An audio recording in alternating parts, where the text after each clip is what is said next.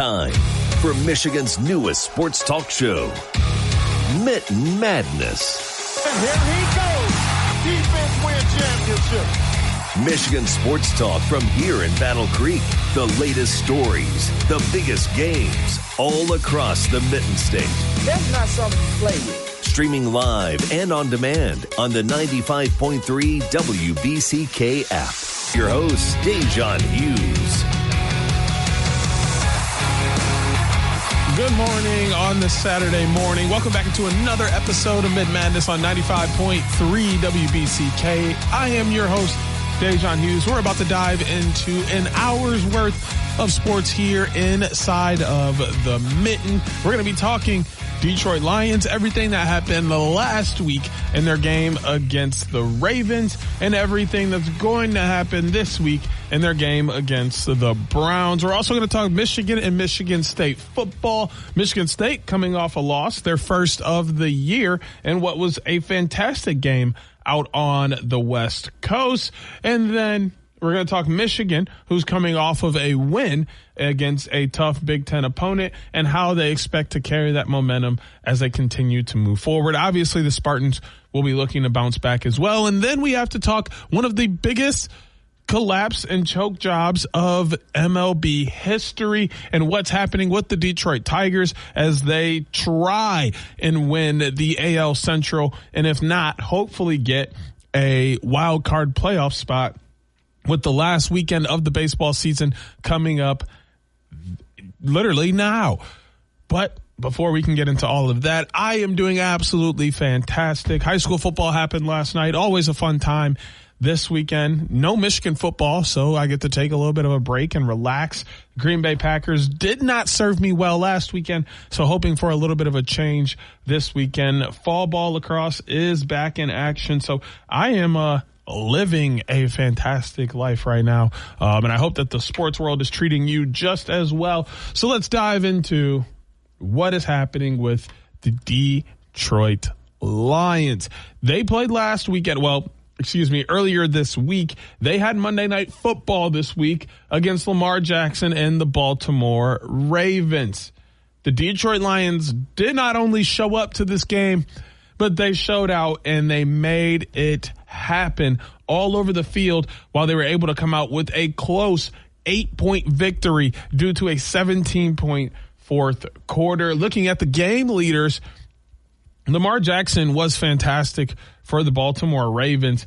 He had 288 passing yards on 21 of 27 for completions and 3 touchdowns. Handed the ball off 12 times to Derrick Henry, who led the team in rushing with 50 yards and a touchdown. Mark Andrews caught 2 tutties on 6 receptions and 91 yards. No sacks for the Baltimore Ravens, something we'll return to as that ended up being a pivotal part of this game. And then safety Kyle Hamilton led the team with 9 tackles, 5 of them being solo. Meanwhile, on the flip side, the Lions, they showed out. Jared Goff, 20 of 28 for a tutty and 202 passing yards. David Montgomery absolutely lit the ground game up. 12 carries for 151 rushing yards and 2 tutties on the day. Amon-Ra St. Brown continues to do his thing as a receiver. 7 receptions, 77 yards, and a tutty. And then Al-Quaidin Muhammad comes up with 2.5 sacks for the Lions. And, of course, Jack Campbell leads the team with 8 tackles, all 8 of them being solo. The Ravens had 1 turnover, which ended up biting them. The Lions do have to clean up the penalties. They went 8 penalties for 68 yards. They were 50% on third down at 7 and 14. They were a miraculous 100%, 3 for 3 on fourth downs, and they were unbelievable in the red zone, going 4 for 5 in their red zone opportunities. They get 2 rushing touchdowns from Jahmyr Gibbs and David Montgomery each. Jahmyr Gibbs gets his first one to open up the game with 9:16 left in the first quarter, just a 1-yard touchdown rush. Following that up in the second quarter, David Montgomery had a 1-yard touchdown of his own with 5:55 left in the second. And then Jahmyr Gibbs punches things in early in the fourth quarter 14:55 left in that last frame, a 4-yard rush, and then David Montgomery, 31 yards out with 1:42 left to seal the game on a 70-yard drive that happened in just 7 plays. Both of them a huge part of the reason why the Lions were successful in this game, although the defense did have to make some stops. Derrick Henry from 28 yards out opened things up for the Ravens with 5:40 left in the first. Rashad Bateman, who was spectacular in this game as well for the Ravens, had a 3-yard touchdown pass with 24 seconds left in the first half. Mark Andrews caught his first touchdown pass with 8:51 left in the third from 14 yards out. And then he caught another touchdown pass to close things up at the end before they went for an onside kick with 29 seconds left in the fourth quarter from 27 yards out. The Lions win this game 38-30. I mean, after one, it was tied at 7. At halftime, it was tied at 14. After the third quarter, it was tied at 21. It was a 17-9 fourth quarter that ended up being the difference. That's where those sacks came in key. The Lions had 7 sacks in this game. 7. Do you know how hard it is to get to Lamar Jackson? And do you know how hard it is to get Lamar Jackson on the ground? It's extremely hard. The Lions had 7 sacks for 55 yards against one of the best dual threat quarterbacks the NFL has ever seen, while also turning around on the flip side and giving up no sacks in this game. So no yards lost in the sack category, no interceptions for either team, but there was one fumble by Derrick Henry late in the game. It was during the fourth quarter, and that proved to be one of those differences in the game that cost the Ravens a serious chance at winning a pivotal game that will put them at 2-1 versus 1-2. But it did set up for a fantastic game this weekend for the Ravens as they take on the Kansas City Chiefs. Both of these teams are 1-2. Both of these teams will have multiple losses in the AFC, or one of these teams will have multiple losses in the AFC. One of these teams is going to be in a serious hole, being down or having a 1-3 record coming out of that game. The other one 2-2 and a much better chance. But none of those things have to do with the Lions. The Lions are 2-1 so far, but they are heading into what is going to be an extremely tough game for them. They're playing a 1-2 Cleveland Browns. Now, the matchup predictor is giving them a 77.9% chance. They are 9.5 point favorites. They're -600 on the money line. But let's not get confused here. The only bad thing about the Browns is that Joe Flacco has 4 interceptions, and Quinshon Judkins is just getting started. Only has 28 carries because he missed some time. Joe Flacco still has 631 yards on the year. He has a couple touchdowns. Quinshon Judkins has a touchdown. Don't forget, Myles Garrett has 4 sacks. And Carson Swissinger has 23 tackles. That's only 3 behind Jack Campbell. So it's not like the Browns are a terrible team. They're also dealing with some injuries. Denzel Ward, Cedric Tillman, Grant Delpit, Shelby Harris, who were all fantastic for the Browns last weekend when they played the Detroit Packers and came out with a 3-point win after blocking a field goal late in that game. That's something that the Lions will have to keep in mind, is that the Browns defense is spectacular. They held the Packers to just 10 points on the day. That's not an easy feat for any team to do in any NFL game, and they made it look like the Green Bay Packers were just a regular team out there. Granted, there's a completely different offense stepping to them this week with the Lions. A lot more weapons, in my opinion, with this Lions offense. But at the same time, there's still some injuries. Taylor Decker is questionable coming into this game. Al-Qaeda Mohammed is questionable coming into this game. And most of these are on the defensive end. The Browns did pick up their first win of the season last week, but that's great momentum for them and confidence. They have to feel great knowing that they just beat the number 1 team in the NFC North, and then have the Lions coming in, who are now tied for that first seed in the NFC North. And the Lions were beat by the Packers. Now, the transitive property has nothing to do with sports at all. It does not exist. Just because you beat one team and that team beat another team does not mean you are better than that other team or that you're going to beat that other team. But I do think it gives you an idea and some confidence going in that you know that you can handle this other team based on the success that you've had within the season. I don't think that the Browns will come out victorious in this game. They will be playing this game at Ford Field. That's a very tough place to play in right now. Ford Field is absolutely rocking every home game right now because the Lions are one of the best teams in the NFC, one of the best teams in the NFL. They have high expectations. And if the running game is going to go at the rate that it's going right now, you can't expect them to not have some success. I mean, David Montgomery has 233 yards for 3 tutties on 34 carries. He leads the team, but I'll tell you, Jahmyr Gibbs is not far behind. And then you're coupling that up with Amon-Ra St. Brown, who has 237 receiving yards on 20 receptions for 4 touchdowns to lead the receiving room. But he still has Sam Laporta, who has scored a couple times this year and has some yards on the season. Jameson Williams, the deep threat that he is, continues to shine for the Lions. Isaac Tesla coming off the bench and providing a spark there in the receiving game as well. This team has all the offensive skill players and success to continue to play well and put up high points, but can their defense hold out like they did last week against the Ravens?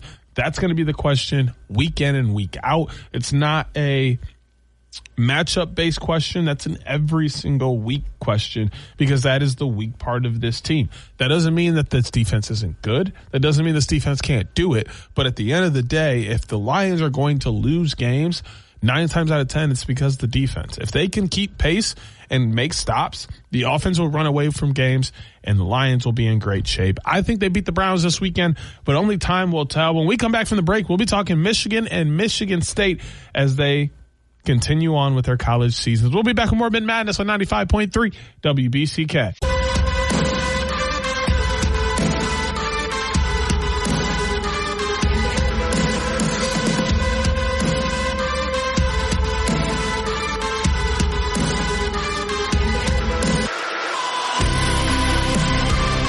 Welcome back to Mitten Madness on 95.3 WBCK. Time for us to step onto the college gridiron. This week we'll be starting with Michigan State as they're coming off of a loss, and then we'll get into Michigan, who's coming off of a win, and what that means for both of these teams as they progress into the next week of the college football season. Okay.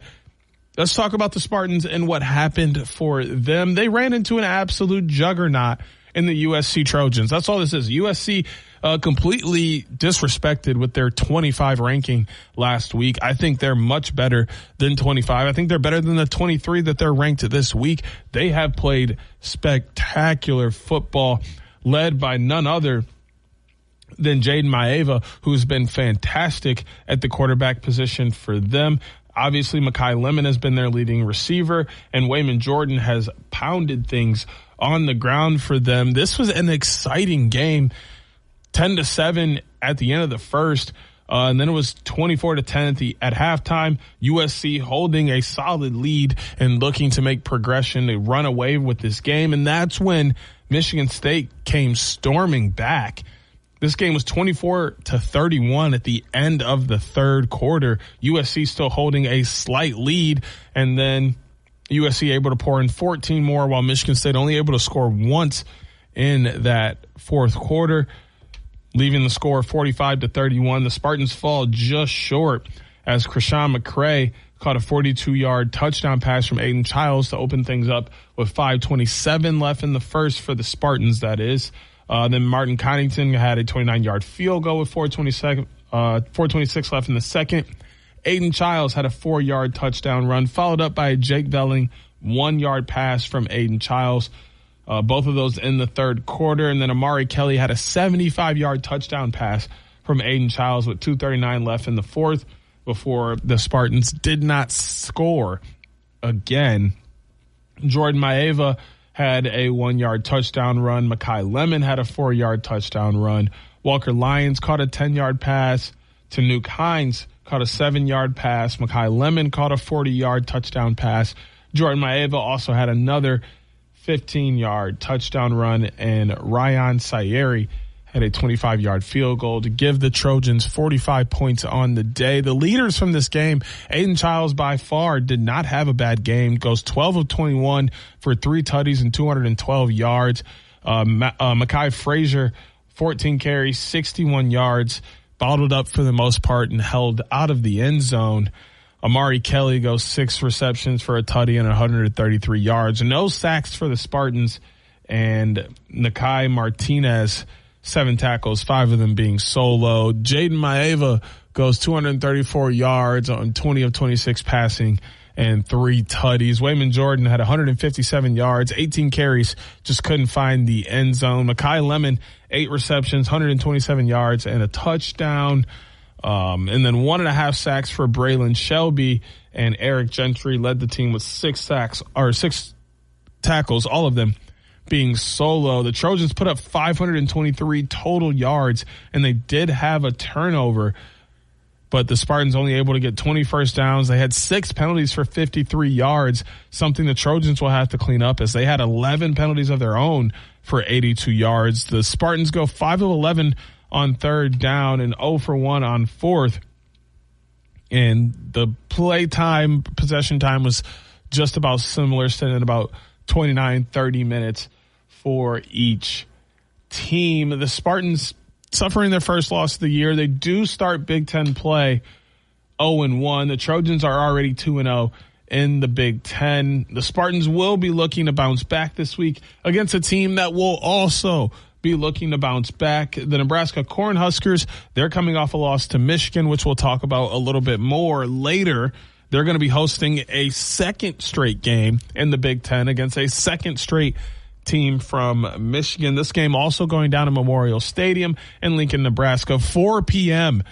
Next weekend. Excuse me. This is next weekend's game. So Michigan State also on a bye week this week. Wow. Michigan and Michigan State both on bye weeks. Their next game will be not this weekend, but next weekend against Nebraska, where they're only giving Michigan State a 14.5% chance to beat Dylan Raiola, Emmett Johnson, Ja'Cory Barney Jr., and the rest of the Cornhuskers. They lost a tough game. They're also 0-1 in the Big Ten. They're both sitting at 3-1. That will be a pivotal game for the Spartans and the Cornhuskers. We won't talk too much about it this week, considering that it is a next week game, but they both have time to heal, get healthy, work on their 3rd down conversions, their penalties, and their turnovers in order to have success in their next Big Ten game and avoid that 0-2 Big Ten spot and push to 4-1 and possibly fight for a conference championship berth and maybe even a playoff berth. Both of these teams have a very good chance of doing so. It just comes down to how the next couple of weeks goes for them and how that will play out for them in Big Ten play. Now it's time for us to talk about those good old Michigan Wolverines. As just mentioned, they took on the Nebraska Cornhuskers this past weekend, and well, it was an interesting game. Michigan ends up coming out on top 30-27, a very, very close game. Michigan jumped out to a 10-0 lead. Looks like, hey, Michigan's going to run away with this thing and be in spectacular shape before giving up 17 points in the second quarter to the Cornhuskers while only putting up 7 themselves, tying the game at 17 at half. And then another 10-point outburst for the Wolverines, giving them a 27-17 lead as the Huskers did not score in that third quarter. Nebraska bounces back with 10 more points in the fourth before giving up a field goal late in that fourth quarter, stretching the lead out 30-27, which Michigan wins by 3. Bryce Underwood, 105 passing yards on 12 of 22. He did have a rushing touchdown in this game. Justice Haynes goes 17 carries for 149 yards and a tutty. What is expected of Justice Haynes except success on the ground? I'm not sure, because that's all he's shown in his first 4 games as a Michigan Wolverine. Donovan McCulley goes for 3 receptions for 39 yards. Rayshawn Benny has 1.5 sacks, and Ernest Hausman once again doing his thing in a tackle game, leading the team with 9 and having 6 solo tackles. Meanwhile, Nebraska on the other end Dylan Raiola, 30 of 41, 308 passing yards, 3 tutties, and an interception. Emmett Johnson goes for 19 carries and 65 yards. Ja'Cory Barney Jr., 6 receptions, 120 yards, 2 tutties. Deshaun McCullough has a sack, and Javen Wright goes 10 tackles, 3 of them being solo. Michigan outgained the Cornhuskers in total yards by 40, 391 and 351. They each had a turnover. Nebraska had 23 first downs in comparison to just 16 for the Wolverines. Penalties going to be huge. Only 3 penalties for 9 yards for the Cornhuskers. Meanwhile, Michigan 4 penalties for 39 yards. Michigan only goes 4 for 12 on third down. Cornhuskers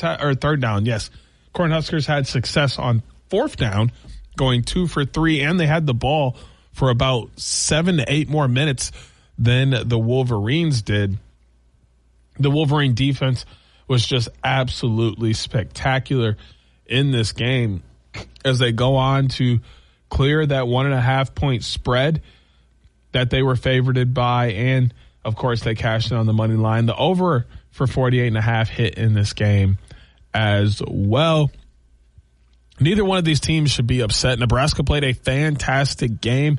They just have to clean up their run defense. Their pass defense spectacular. 105 yards on 12 of 22. I mean, you bottled up the entire passing game for the Michigan Wolverines, but when you're letting Bryce Underwood run for touchdowns, you let Justice Haynes and Jordan Marshall run for a touchdown themselves, you're going to run into a place where you aren't as successful on the defensive end as you should, because your run defense just cannot handle the trenches of a team like Michigan. Now, I do not think this will be the case for Nebraska every single weekend. You're not going to run into a team that has an offensive line as good as Michigan every single weekend. But when you do, it's going to be an uphill battle, because you know that your front seven just has not shown you that they can handle that kind of work. That is what this game showed. I think they're going to dive into that over the next week while they have the bye week before they play the Spartans. Michigan, on the other end, wants to build the success into another game with Wisconsin, who's 2-2 on the year. They're 0-1 in the Big Ten. This game will be at Michigan Stadium in Ann Arbor. The Big House will be rocking, as Michigan has an 89% chance to win this game. Coming into this game, Wisconsin has a 17-0 victory over Miami of Ohio. They have a 42-10 victory over Middle Tennessee State, but a 38-14 loss to Alabama and a 27-10 loss to Maryland.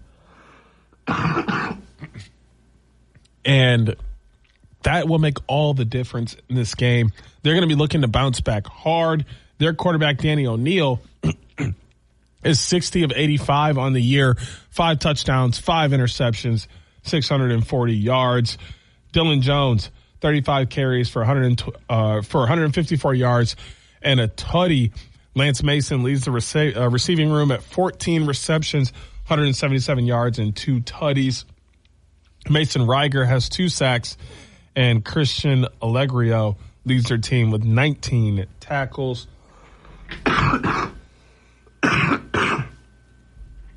So obviously they have an uphill battle going against the Wolverines, as the Wolverines will look to continue their success against a team that knows shutting down the passing game is how you really affect them if you can get to the running game as well. Bryce Underwood going to look to bounce back and have another great passing game like he did against the Central Michigan Chippewas. A ton on the market for all of these teams as they head into bye weeks before they play again on the 4th. We're going to be back to talk about the Detroit Tigers after the break with more Mitten Madness on 95.3 WBCK. Detroit sports fans, Wolverines and Spartans alike. This is your sports show, Mitten Madness, with Jacob Harrison and Da'Jzon Hughes on 95.3 WBCK.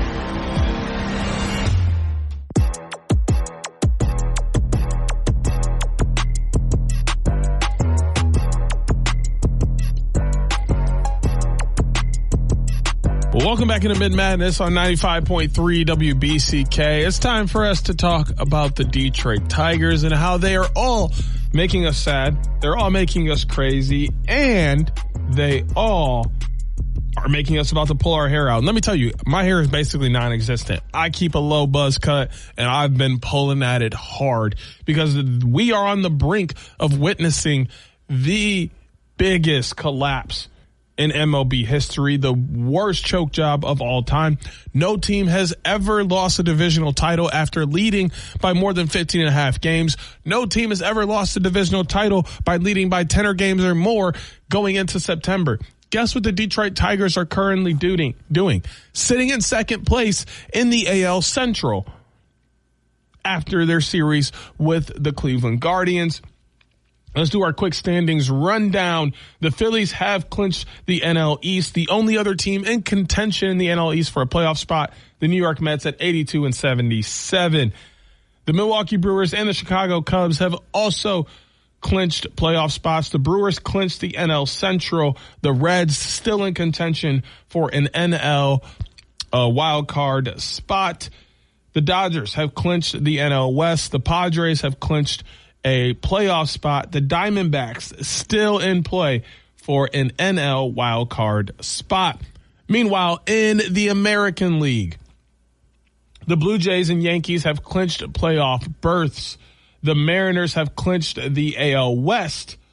And the Red Sox, Guardians, Tigers, Astros, all in competition for AL wildcard spots. The Blue Jays do hold a tiebreaker over the Yankees for the top of the AL East. They're both sitting at 91 and 68. The Red Sox sit behind them four games back at 87 and 72. Meanwhile, in the AL West, the Astros 85-74, 5 games behind the Mariners as they try and lock up a playoff seat of their own. In the Central, 86 and 73 are the Guardians and Tigers, both of them tied at the top. The Guardians do hold the tiebreaker between the two teams. So they're currently in first place as the Royals, Twins, and White Sox have all been eliminated from playoff contention. The wild card race as it sits, the Yankees are at the top, 5 games above the Tigers. The Red Sox are a game above the Tigers. The Tigers are holding that last wild card spot right now. The Astros are 1 game behind the Tigers. Everything coming down to this final weekend. So the collapse that the Tigers are on right now. 1, 2, 3, 4, 5, 6, 7, 8 games in a row before they finally won on Thursday night 4-2 over the Guardians, which means everything is coming down to this final weekend of the season as the Cleveland Guardians are going into a matchup with the Texas Rangers, who have already been eliminated from playoff contention. So there isn't much that they're holding on to over on that side. So there's a chance that they might be trying to play spoilers to the Guardians. We're going to need some help from the Rangers if the Tigers are going to win the AL Central and possibly even get into the wild card, as there's a chance they miss out on the wild card as well. The Tigers this weekend will be taking on the Boston Red Sox, who sit a game behind them in the wild card standings. This matchup is huge. They have Casey Mize on the mound last night against Harrison. That was a 7:10 first pitch on Apple TV Plus. 4:10 later today. The Tigers are still undecided on who will be stepping on the mound going against early. And then 3:05 p.m. tomorrow, Skubal will go on the mound against undecided for the Red Sox. These games are all at Fenway Park in Boston. Tigers honestly need a sweep here to feel great. A sweep and 1 loss by the Guardians gives the Tigers the win. The Tigers win 2, the Guardians lose 2, the Tigers win the AL Central. At the end of the day, the Tigers have to win more games than the Cleveland Guardians over this last weekend. Not the position any of us thought that the Tigers would be in, but after losing 8 games in a row, they found themselves in quite the sticky scenario. Riley Green's still dominating things for the Tigers on the batting side of things. 2.62 ERA, .317 on the OBP, 500 on the slugging percentage. He has 36 homers, and he's batted in 111 runs. Skubal probably going to win the AL Cy Young regardless of if the Tigers make the playoffs or not. He has 2.21 for his ERA, 13 wins on the year, 241 strikeouts. Meanwhile, Casey Mize still pulling his weight in the win department. He's sitting at 14 of those wins to lead the Tigers. This Red Sox series, it's gonna be a tough one as they're on the road, and both these teams need these games in order to solidify a playoff spot for them. Obviously, the Tigers have a little more in the pot for themselves as they're trying to not only make the playoffs but win an AL Central pennant. It's not looking the best for them, but what we do know is that anything can happen in the last few weeks of the season. As we're pulling up the games for this weekend, the Red Sox have a 56% chance to win that first game between Mize and Harrison. They're giving them a 54.5% chance to win game 2 and a 53.1% chance for the Tigers to win game 3, mostly because Skubal is on the mound. The Red Sox are 46-32 when they play at Fenway Park. The Tigers are 40-38 on the road.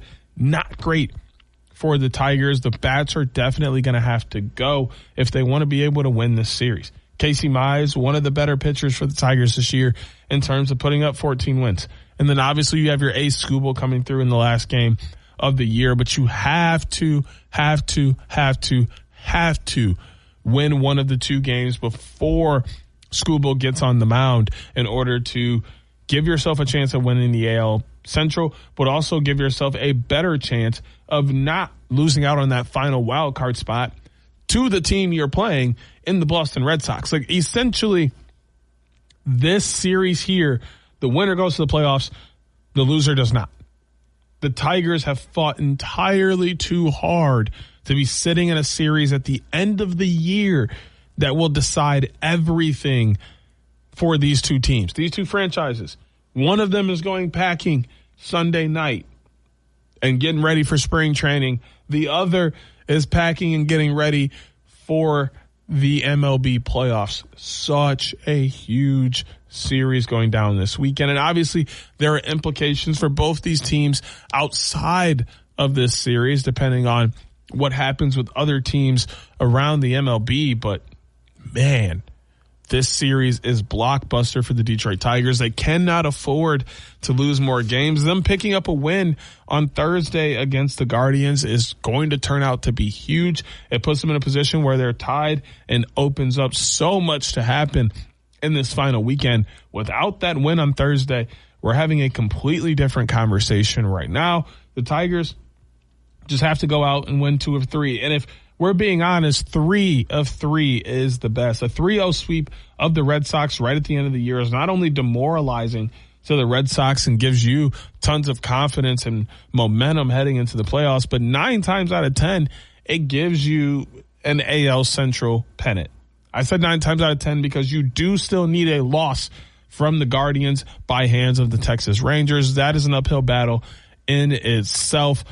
I hate to say this, but we did see it coming, and now it's all down to the final weekend. I hope you enjoy this baseball weekend because I'm going to be stressing about it. We'll be back with our picks after the break with more Mitten Madness on 95.3 WBCK. We all want more time with our family and friends, including our furry ones. Save time and money with Ranchies Rigs. To be competitive, successful contractors focus on time-saving technology. Ranchies Rigs provides the most modern high-tech solutions so you won't waste time. Ranchies Rigs carries the latest construction technology and equipment. Get more of the most precious thing in life. Free time. Faster. Smarter. Stronger. Ranchies Rigs. Support American-made tariff-free clothing with American Giant with American Giant. They aren't affected by tariffs because their clothing products never left the U.S. Get 20% off your first order when you use promo code STAPLE20 at American-Giant.com. Hey y'all, Darius Rucker here. A lot of people ask me, what inspires your music? And one of the big things is a strong sense of place. That's why I love my home state of South Carolina and want to share the awesome things it has to offer. From the beautiful mountains down to the sunny coast, it's got it all. Not to mention two of my personal favorites, great golf and amazing food. Come see why I love this place. Visit discoversouthcarolina.com. Point 3 WBCK.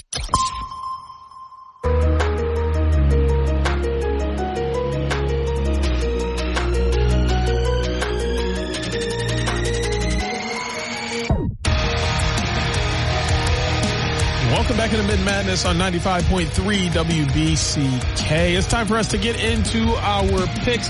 Coming off of last week, I did drop 2 L's. Illinois absolutely just embarrassed themselves on national television against Indiana. So I took an L there, and the Ravens could not close things out against the Detroit Lions. So all of you can make fun of me for picking against the Lions, but I personally don't care. Things happen that way, and I'm happy the Lions won. So it makes the NFC North looks better. So when the Packers win, we'll look like an even better team. Yeah, talk nice to me. So after a 4-2 weekend last week, sitting at 19-11, going to try and have another 5-1 or 6-0 week to push that out and give myself some cushion. Remember, you can play alongside us with our picks every single week. Listen into the show. Write down the picks that we're going to be taking. Select your own picks. Submit them into the chat feature on the WBCK app and see how you fare against a guy like me. Hey, I only know a little bit of ball, not a ton. Not saying I'm perfect. Not saying I know all that's out there, but I'm pretty good at making some picks. Jacob didn't beat me in a single season that he was here. We did tie the one season, but he did not beat me at all. I'm just saying, my record is spotless. There are no defeats there. So if you want to be the first to do so, holler at me and let me know. But we're going to dive into another week of football.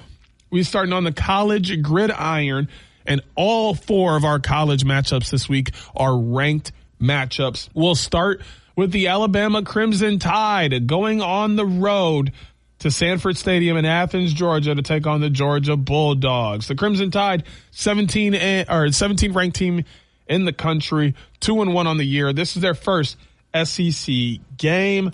Meanwhile, the 5th ranked Bulldogs from Georgia are 3-0. They're 1-0 in the SEC. This game is at 7:30 p.m. later today on ABC, also on WBCK. So you can listen in and enjoy the show while you're watching on the television. 45.2% chance for Alabama to win this game, a 54.8% chance for Georgia to win this game. Georgia's sitting at a 2.5-point favorite. The over-under is 53.5, and it's a negative 145 money line for Georgia. Meanwhile, just a 125 underdog for Alabama. Ty Simpson, 64 of 89 on the year, 862 passing yards, 9 tutties. Kevin Riley goes for 23 carries, 120 yards. Jeremy Bernard, 15 receptions, 3 touchdowns, 275 yards. LT Overton has 1 sack on the year, and Deontay Lawson has 10 tackles. Meanwhile, on the other side, Gunnar Stockton, 63 of 89, 4 tutties on 721 yards. And that's because he's gotten a lot of help from Nate Frazier on the ground, 189 rushing yards on 39 carries and 2 tutties. Zachariah Branch, 11 receptions, 181 yards, 2 tutties as well. Chris Cole, 2 sacks, and Raylan Wilson has 23 tackles. Georgia opened the year 45-7 victory over Marshall, 28-6 victory over Austin P. State, and then Tennessee took them to the brink, but Georgia was able to win 44-41 in overtime. Bama on the other end opened up the season with a loss to FSU, 31-17, before bouncing back and beating Louisiana Monroe 73-0, and then Wisconsin 38-14. I have to lean on the side of caution here and go with the Georgia Bulldogs, who have been on an absolute tear over the last couple of years. They've given Bama a run for their money consistently, and I just think that their defense is slightly better than Alabama's. I'm going to take Georgia to win this game, and I think many people will be in agreement with me. That's going to move us on to the Big Ten, where the 21-ranked USC Trojans are 4-0 on the year, 2-0 in the Big Ten, taking on the 23-ranked Illinois Fighting Illini, 3-1 on the year, 0-1 in the Big Ten. Noon. This is the big noon kickoff on Fox. 72.9% chance for USC to dominate in this game. 27.1% chance for Illinois. USC is 6.5-point favorites. The over-under sits at 60.5, and it's a negative 250 money line for USC, while it's plus 210 for the Illini. Luke Altmaier, Caden Fegan, and Hank Beatty will look to go against Jaden Maeva, Waden Jordan, and Makai Lemon out on the field. USC, in their last 5 games, perfect 5-0, dating back to their bowl game against Texas A&M back in December of last year. Illinois just took a 63-10 shellacking by Indiana. I'm not sure that Illinois will be able to bounce back. I think this game will be a little closer than some people believe. I think it may even be within that 6.5-point spread, but there's no way you expect me to pick Illinois over USC after what Illinois showed us last week. I do think they bounce back some. I do think this game is a little bit better, but what I do know about USC is that they can pour it on. And if Illinois' defense couldn't stop Indiana's offense last week, I'm not expecting them to stop Jaden Maeva, Wayman Jordan, Makai Lemon, and the rest of this USC Trojans offense. They were spectacular last week against Michigan State. They've been spectacular in the first 3 weeks of the season before that. And I expect them to continue to be spectacular until they run into a defense that will challenge that. I just don't find it to be the Illini. I'm going to take USC to win their third Big Ten game of the year and continue their impressive season under Coach Lincoln Riley. Back to the SEC we go. The 4th-ranked LSU Tigers, who are 4-0 on the year, 1-0 in the SEC, taking on the 13th-ranked Ole Miss Rebels, 4-0 on the year, 2-0 in the SEC as well. This game, 3:30 p.m. on ABC. 26.7% chance for LSU, just a 73.3% chance for Mississippi. Garrett Nussmeier going against Trinidad Chambliss. Caden Durham going against Kawan Lacey. Aaron Anderson against Harrison Wallace III. Both of these teams 5-0 dating back to their bowl games. Both of these teams have seen some legitimate competition already. LSU took down Clemson, who actually is turning out to have a not so great season, but they did beat Florida as well, 20-10. Meanwhile, on the other side, Kentucky gave Ole Miss a battle, 30-20. Ole Miss also took care of Arkansas, 41-35 before disbanding of Tulane, 45-10. And this game's a little bit harder for me to choose. This game is at Vaught-Hemingway Stadium in Oxford, Mississippi. The Ole Miss Rebels are a 1.5-point favorite. 57.5 is the over-under, and it's a negative 125 on the money line for Ole Miss. But LSU sits at plus 105, so there's very much not a lot of discrepancy in this game. And then obviously linebackers like Harold Perkins Jr. make this game extremely hard for the Rebels. While I would love to see Trinidad Chambliss continue to be absolutely unreal as a Michigan native, I'm not sure that this game will be the one that he will continue to shine. He's going to have to play like a Heisman candidate if he wants his team to come out successful. I think LSU just has a little bit more in this matchup. Wouldn't be surprised to see Ole Miss win, but I'm going to take the Tigers to win in this game. That's going to get us over into our last college football game of the week. It's the Oregon Ducks, 6th-ranked team in the country, 4-0, 1-0 in the Big Ten, taking on the 3rd-ranked Penn State Nittany Lions, 3-0, their first Big Ten game of the year. This game going to be on NBC and Peacock from Beaver Stadium in University Park, Pennsylvania. Penn State, 3.5-point favorites, 53.5 on the over-under, negative 185 on that money line, plus 155 for the Oregon Ducks. Dante Moore, Jaden Lamar, and Decorian Moore have been fantastic on the offensive end for the Oregon Ducks. Obviously, Drew Aller continuing to be a great quarterback. Katron Allen dominates on the ground, and then you get Trevor Pena stepping up in the receiving room. But Penn State has played basically no one. Nevada, FIU, Villanova, okay. Meanwhile, on the other side, you have Montana State, Oklahoma State, Northwestern, Oregon State. I'm going to take Oregon to win because I've always believed in Oregon a little bit more than Penn State. Penn State is going to have to show me that they're a top caliber team before I can believe in Penn State to be that good. And in their first Big Ten contest, Oregon is a tough battle, whether it's a home game or not. I'm going to take the Ducks because swag beats confidence every single time, and the Ducks might be the most swaggy team in all of college football. We're bumping over to the NFL. The Pro Gridiron has just two matchups that we want to take a look at this week. 1 p.m. on Fox tomorrow. 3-0 Philadelphia Eagles, who are 1-0 on the road, taking on the 3-0 Tampa Bay Buccaneers, who are 1-0 at home. They're given a 55.5% chance for the Eagles to win, while 44.2% for the Bucs, and the remaining time in between, or remaining space in between, is for the unlikely event of a tie. 3.5 point spread for the Eagles as a favorite. 43.5 is the over/under. Negative 195 on that money line.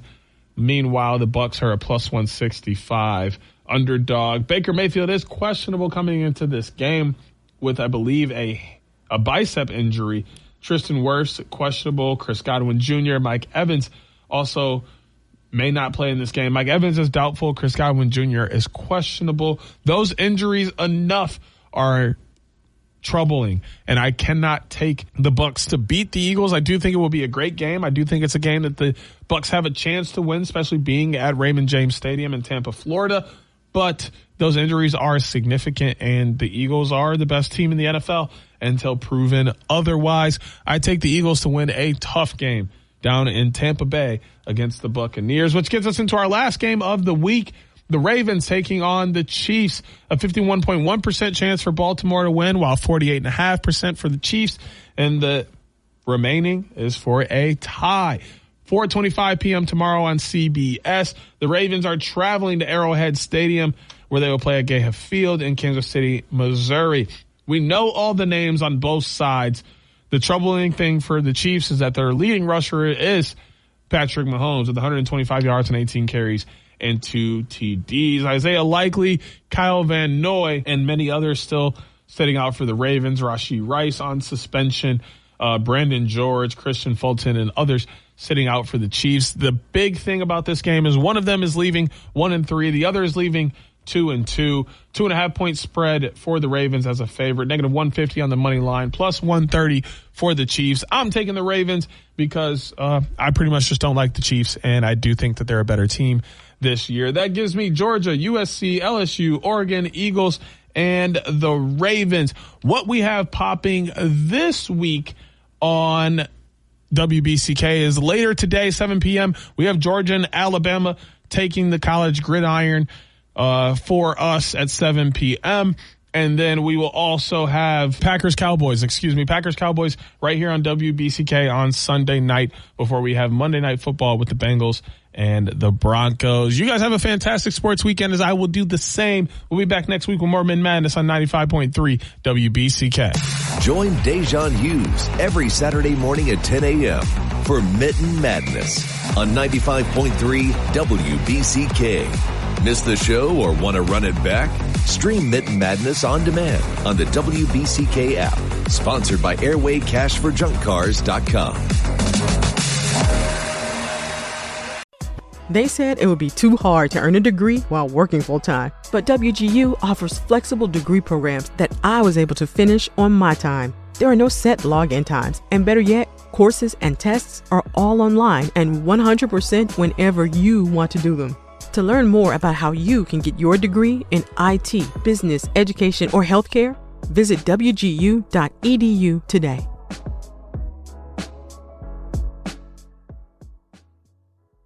Everything from clothing to household items are getting more expensive each day. American Giant is about keeping things simple and close to home.